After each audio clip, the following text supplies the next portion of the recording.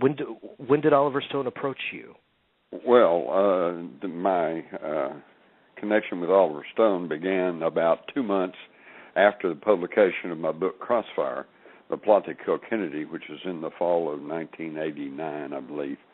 And I think basically what happened was that Oliver Stone had already decided to do a movie on the Kennedy assassination, and I think that's because he had already done Platoon, which shows the American combat experience in Vietnam, and then Born on the 4th of July, which then showed the aftermath and what it was like on the civilian side during Vietnam. And I think he, being a Vietnam combat veteran, and he was intensely interested in why Vietnam, what led to all that, and why would we do that?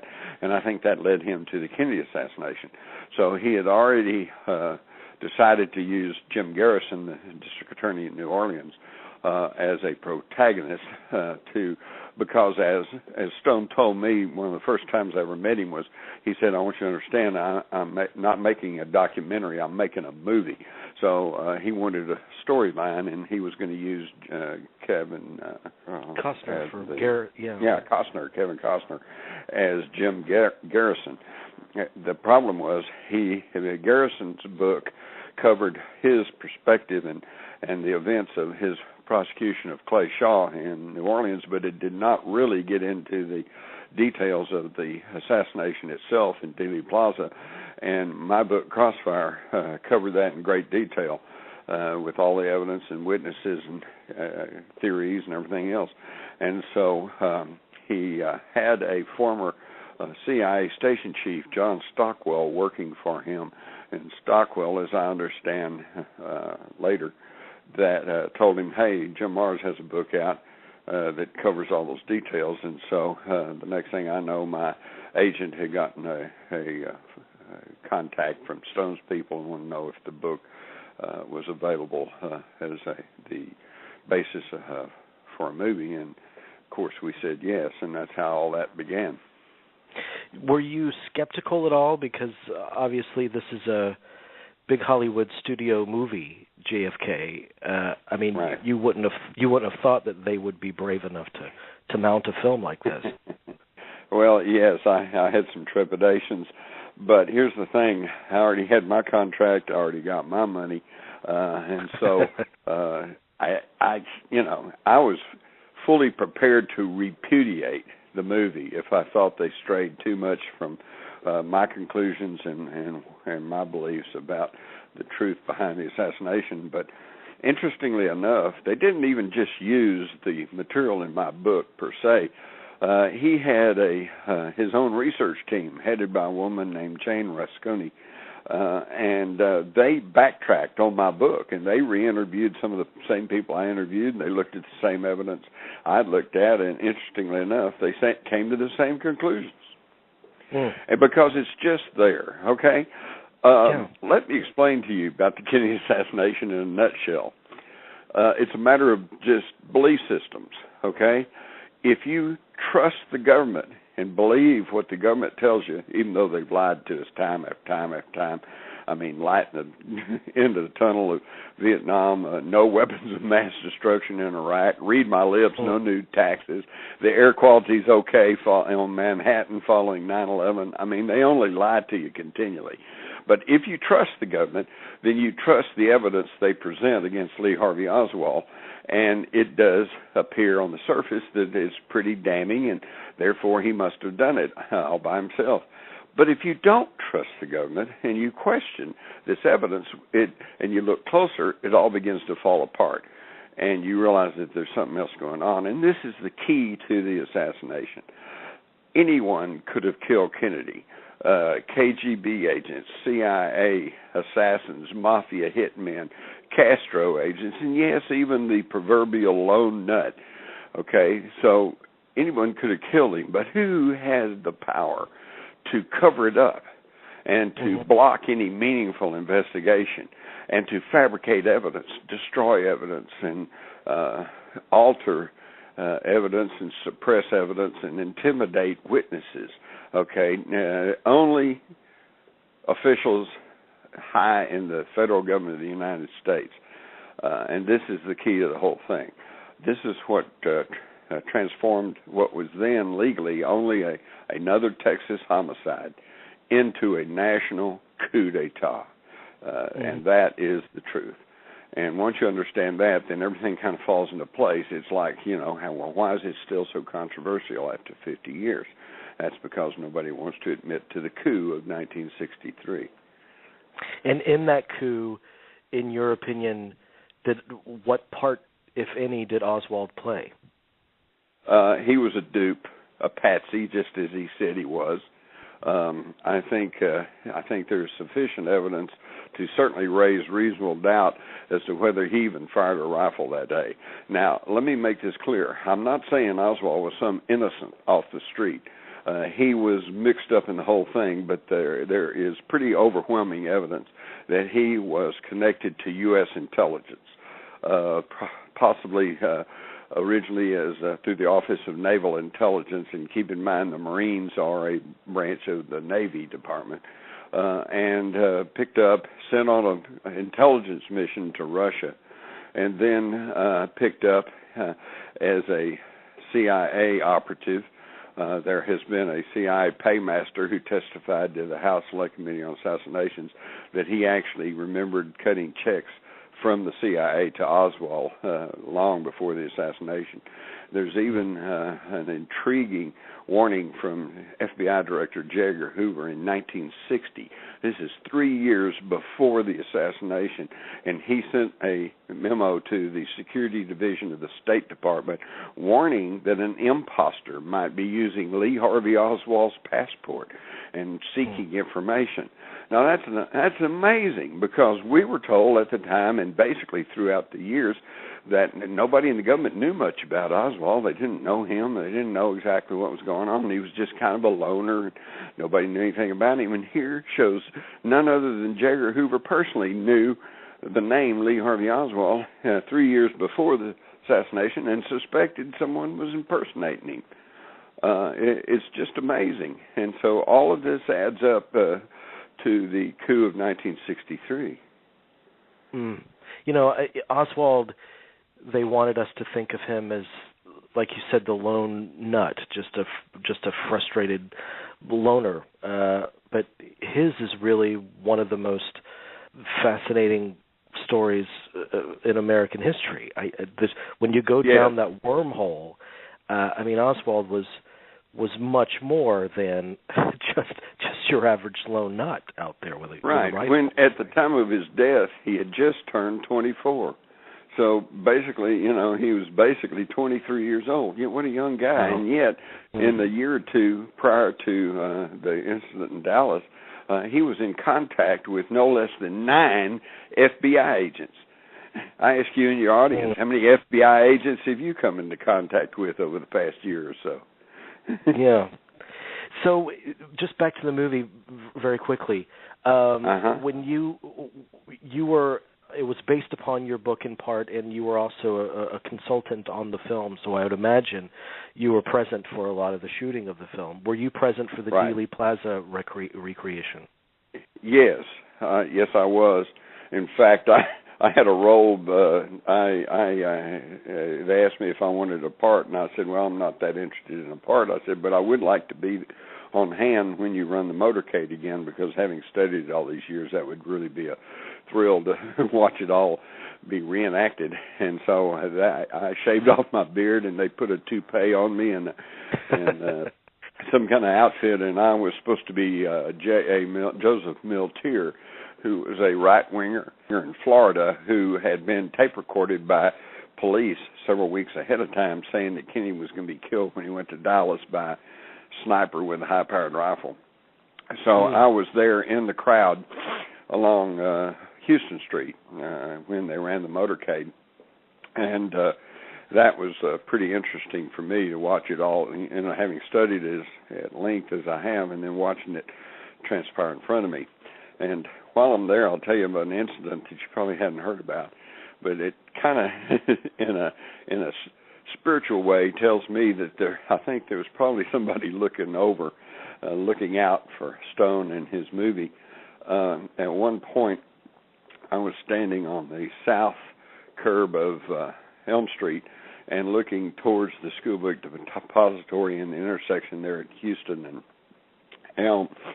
Moments before, a whole crowd of extras representing the crowd that day had been lined up all the way across the street, because the street had been blocked off both then and at the recreation.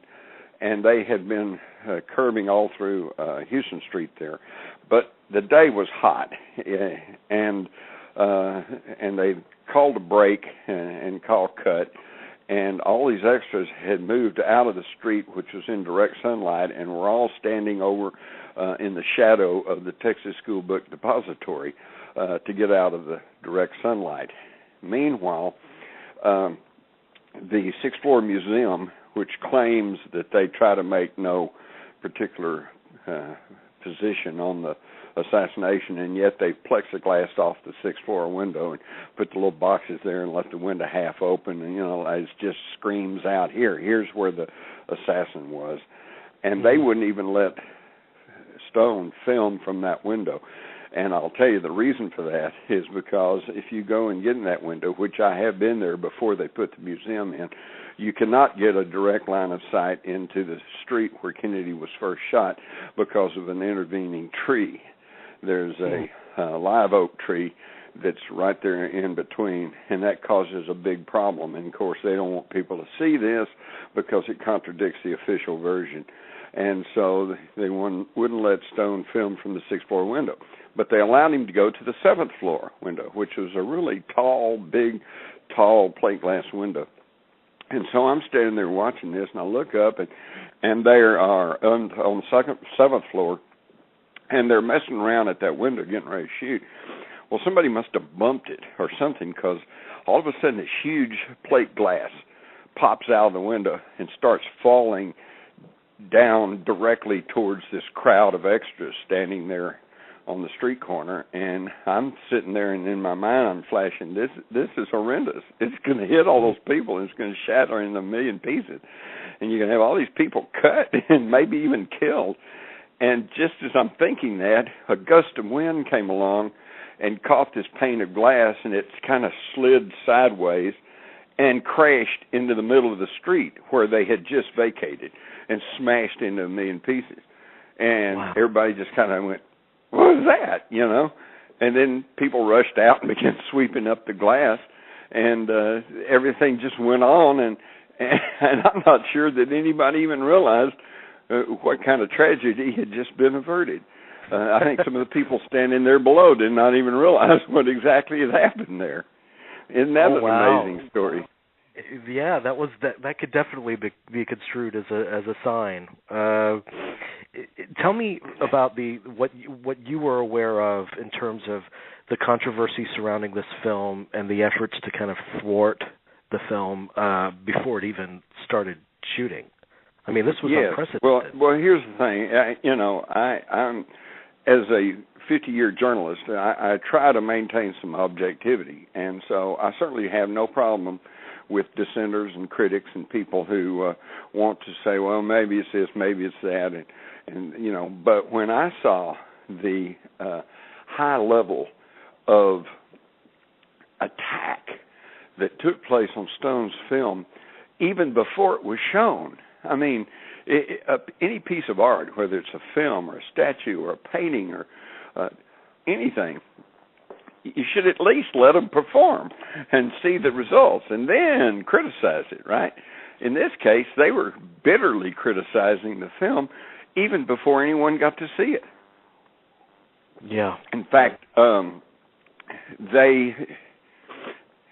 there was someone purloined an early version of the script, like script number 2 or something like that, and passed it to someone in the media who got it to some of the national media attack dogs, and they were raising Cain about this early version of a script. Well, I can tell you, because I traveled to Dallas and would sit up in the Stoneleigh Hotel and go over the script, okay, and make notations and suggestions and criticisms and stuff. they ended up with, I think, the final shooting script was like script number 12. So they're attacking the movie on script draft number 2, and it wasn't even the final version.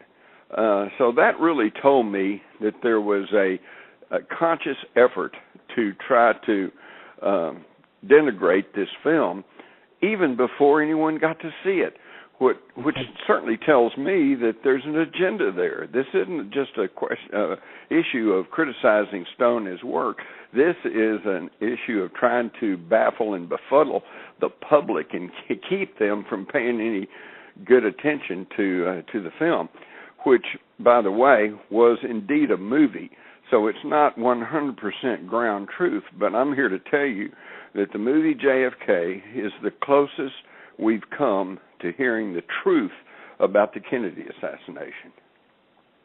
I think so too, and I know that Stone always said that it was his counter myth to the Warren Commission, but all of those hundreds of strands of information in JFK, I mean, there's a lot of truth to be grabbed amongst those strands, I think. Absolutely.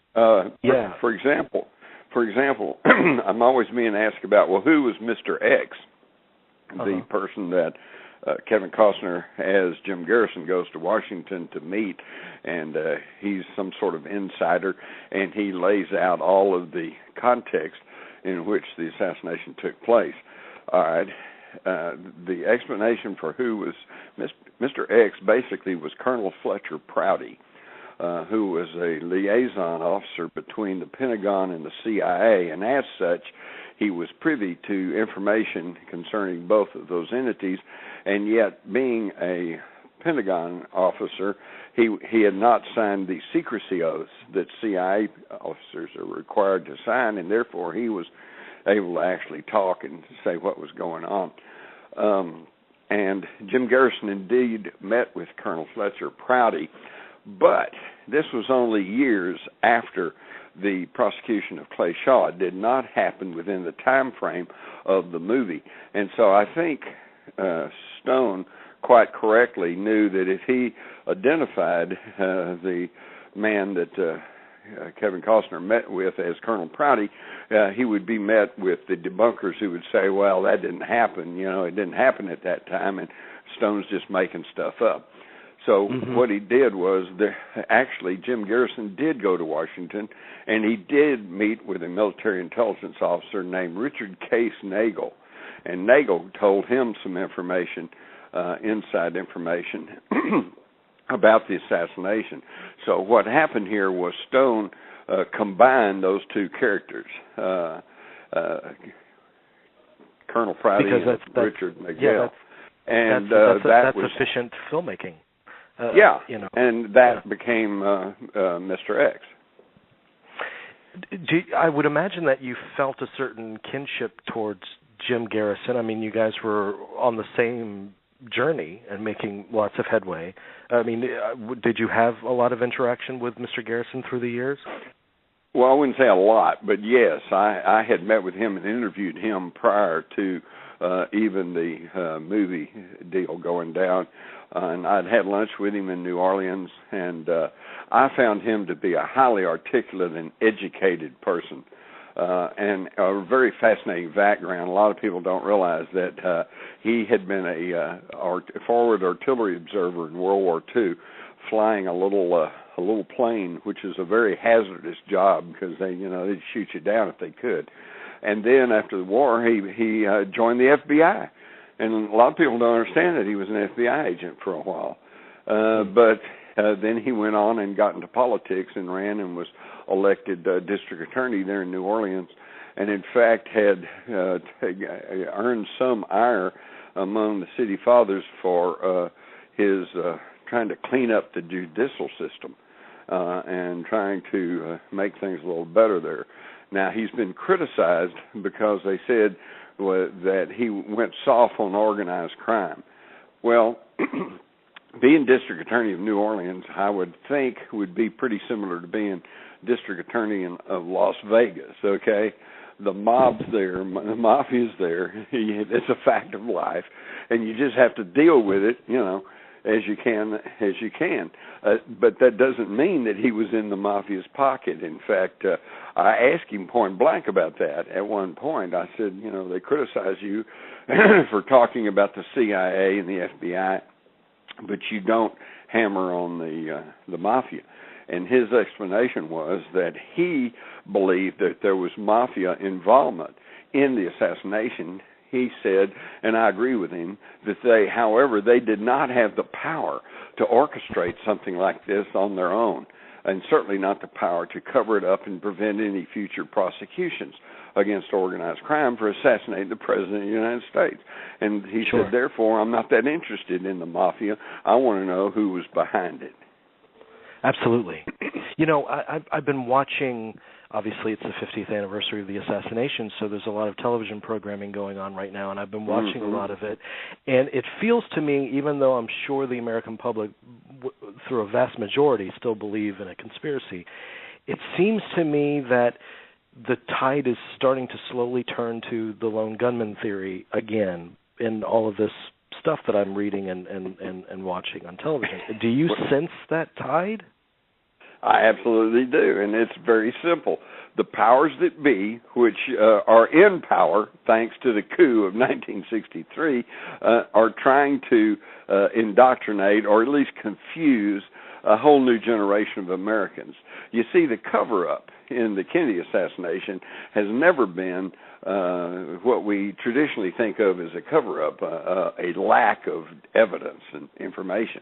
The cover-up has been quite the opposite. It's been obfuscation, charge and countercharge, claim and counterclaim, theory versus another theory versus other theories, and they have confused the issue to the point where, as you point out, and it's obviously true, that 9 out of 10 Americans now believe that there was some sort of conspiracy to kill Kennedy, but everybody's confused and divided and fighting with each other over exactly which conspiracy it was, and that is the cover-up, because as long as the public is confused and conflicted, nothing gets done about it.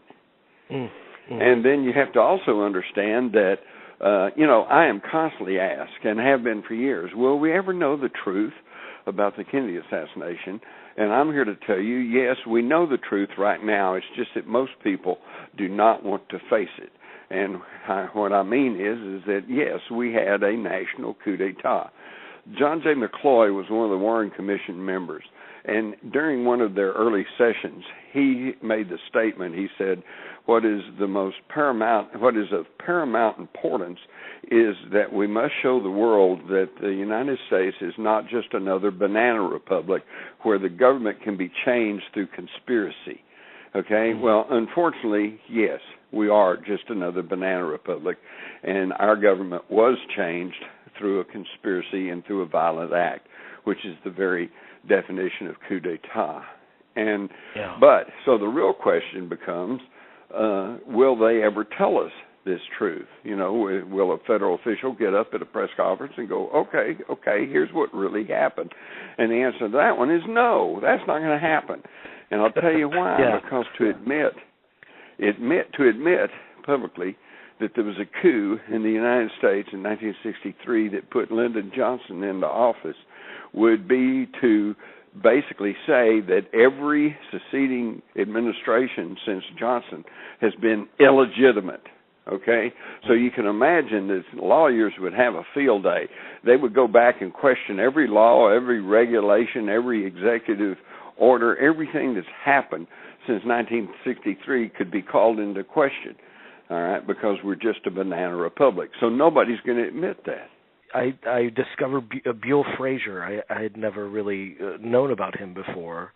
And his story of taking Oswald to work that morning and him carrying a bag with him that he said was curtain rods, and that I'm sure the powers that be speculated was actually the rifle.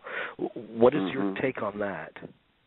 I think they did more than speculate. I think they coerced Wesley Buell Frazier into telling this story about the curtain rods so they could explain how Oswald got a rifle into the school book depository. First off, consider this. Wesley Frazier had driven Oswald to work that morning. He could have been nailed as an accomplice in the assassination of the President of the United States. So they had a lot of leverage over Wesley, okay? So I think they got him to say whatever they wanted him to say. For one thing, if you go back and really study his testimony and that of his sister, you'll find that they said Oswald had this small package, and his sister said he'd asked him what it was, and he said it was his lunch. They also not only stated but demonstrated that he tucked it up under his arm with one part of the package in under his armpit and the other cupped in his hand. Okay, that is entirely, you can't do that with the rifle, even the disassembled barrel of the rifle. It's too long. You couldn't do that. So obviously this package was not the rifle.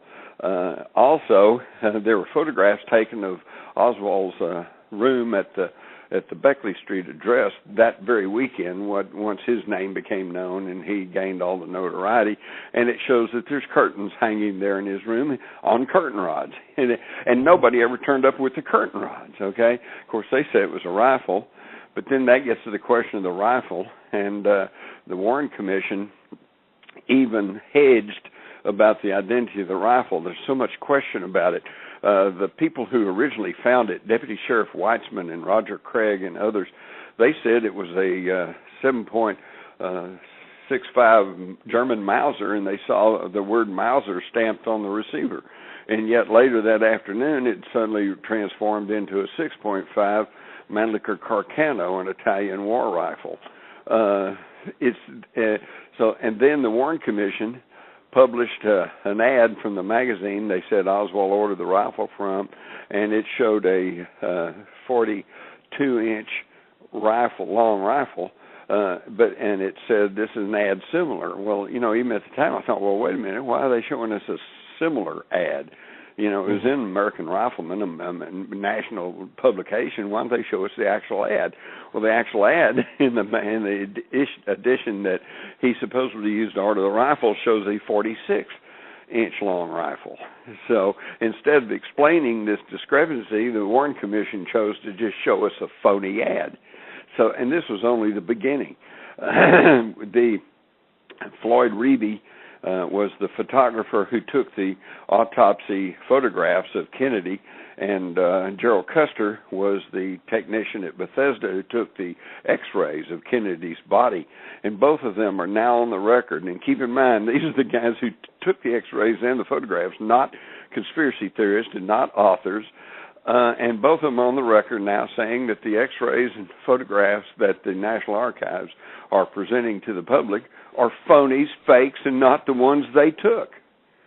So there's been a massive cover-up at the level of the federal government, and this is what transformed what at that time was simply another Texas homicide into a national coup d'etat. Another question that I had concerns Tippit. Oswald, several people said that they did see Oswald there at the scene of the murder of Tippit. Where? They saw him empty out his shell casings, running away from the scene of the shooting of Tippit. Well, yeah, but I would beg to differ with you. Nobody actually identified Oswald as being at the scene, except a lady named Helen Markham. But then she also said that she stooped down and talked with Officer Tippit as he was dying, which could not possibly be true because he was struck in the heart and he was dead before he hit the ground. And she also said other incoherent things, which kind of definitely calls her into question as a reliable witness. Some of the other people who saw the man running later were unable to identify Oswald in a police lineup. Warren Reynolds, for example, worked in a nearby used car lot, and he saw a man running past that they thought had been involved in the Tippit shooting, and so they brought him to City Hall, and they showed him the police lineup that Oswald was in, and he could not identify him. But a few weeks later, as he was getting off work, he was shot in the head, but he survived. And after that, now suddenly he could identify Oswald as being the man he saw running. So, see, the evidence falls apart once you look at it closely. But how did they know, because Tippit knew to stop Oswald, how did they know who they were looking for within 15 minutes of the assassination? Okay, this gets a little complicated, but you need to understand this. Lieutenant Jack Revel was the Dallas Police Intelligence Officer, and he testified that he rode back to police headquarters from the book depository building with a military intelligence agent, Office of Naval Intelligence.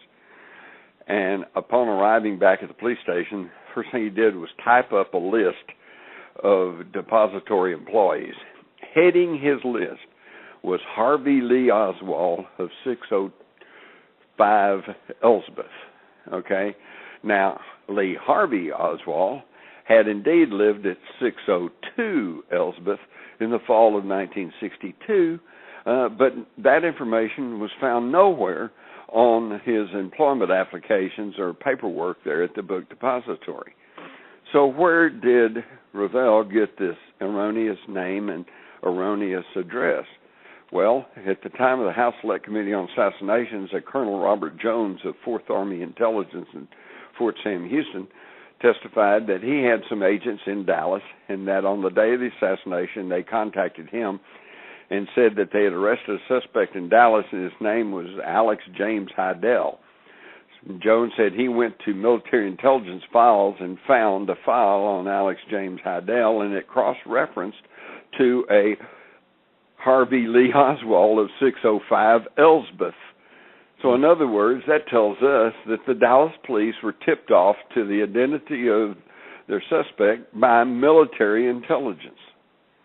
Oh. And I'll add one other thing too. There was another Army intelligence agent named James Powell who made the mistake of going into the Texas School Book Depository, and then the police sealed the building, so he had to show his identification to get out, and he became part of the record. And we also have photographs that he took of the book depository building prior to the shooting. Now, you may ask yourself, why would a military intelligence agent be taking photographs of the school book depository prior to the shooting of President Kennedy, supposedly from that building? And it's a very good question, and it has never been answered. Oh, my gosh. I could talk to you forever, but I have one more question for you. This was the last point I was curious about. Of the actual photographs of the assassination and the video that day, obviously we all know Zapruder's film. Was there additional film taken that day that we have never seen? Absolutely. Absolutely. There are hundreds of people in Dealey Plaza and all along the motorcade route, and hundreds, maybe even 1,000 cameras and movie film. But you have to understand that at the time, you have to put it into context. 1963 Dallas was just a whole different time and place. They still had colored and white drinking fountains in public buildings. It was just a whole different time. And everyone, 63 was just we were still coming off the glow of winning World War II. The government could do no wrong. If there was anything going wrong, if a monster was losing your city, what do? You call the Army, right? Because the military was the great heroes, just as they're now trying to get everybody to go now. You know, all this stuff we just did for Veterans Day, it makes me ill because as an Army veteran myself, I know the disconnect between how that they publicly praise and laud the military, and yet if you are in the military, they screw you over pretty good. And there's a lot of vets that are really hurting. But anyway, so it was a different time and place, and everybody had unlimited faith and confidence in the government. And so right after the shooting, on local TV, I know because I was here, local TV, local radio, and even in the newspapers, they ran big ads asking people to turn in their film and their photographs and their negatives, you know, because they wanted the evidence to find out who killed our beloved leader. And everybody complied.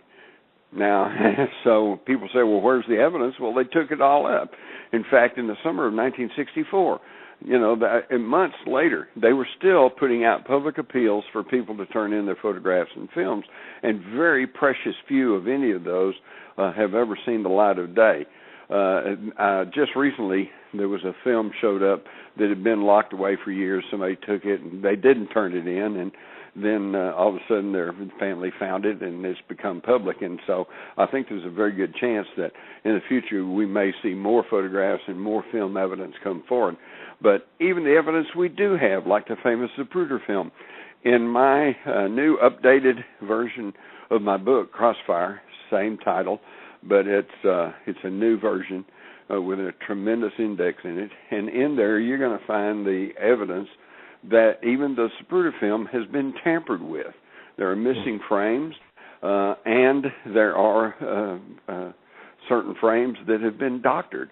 I have 11 Hollywood film and video experts, all of whom have years of experience with 8mm and Super 8mm film, and some of them who have worked on films dating back into the 30s. And they all unanimously said that there are crude forgeries in the Zapruder film.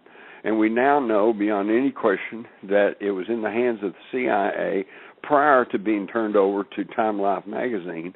And so you can't even trust the Zapruder film as being an accurate portrayal of what happened.